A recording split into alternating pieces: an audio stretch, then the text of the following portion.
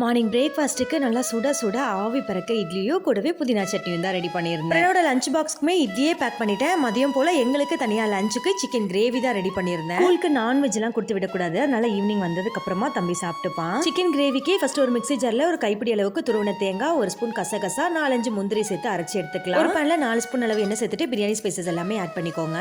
ஒரு கொத்து கருவேப்பிலை, கட் பண்ண பெரிய வெங்காயம், ஒரு ஸ்பூன் இஞ்சி பூண்டு பேஸ்ட் இடிக்கல்ல தட்டி சேர்த்திருக்கேன். இது கூடவே கட் பண்ணி வச்சிருக்க தக்காளி, ஒரு ஸ்பூன் மிளகாத்தூள், ஒரு ஸ்பூன் கரம் மசாலா, 1/2 ஸ்பூன் மிளகுத்தூள், 1/4 ஸ்பூன் சீரகத்தூள், 1/4 ஸ்பூன் மஞ்சள் தூள், தேவையான அளவு உப்பு எல்லாம் சேர்த்து நல்லா கலந்து விட்டுட்டு எண்ணெய் பிரிஞ்சு வர வரைக்கும் நல்லா வதக்கி விட்டுறலாம். அதுக்கப்புறமா வாஷ் பண்ணி வச்சிருக்க சிக்கன் சேர்த்துக்கோங்க. சிக்கன் சேர்த்து நல்லா கலந்து விட்டுட்டு ஒரு 10 நிமிஷம் அப்படியே மூடி வச்சிடலாம். 10 நிமிஷத்துக்கு அப்புறமா சிக்கன்ல நல்லா எண்ணெய் பிரிஞ்சு வந்துடும். அதுக்கப்புறமா ஒரே ஒரு டம்ளர் மட்டும் தண்ணி சேர்த்துட்டு சிக்கன் வேகிற வரைக்கும் நல்லா வேக வச்சிடலாம்.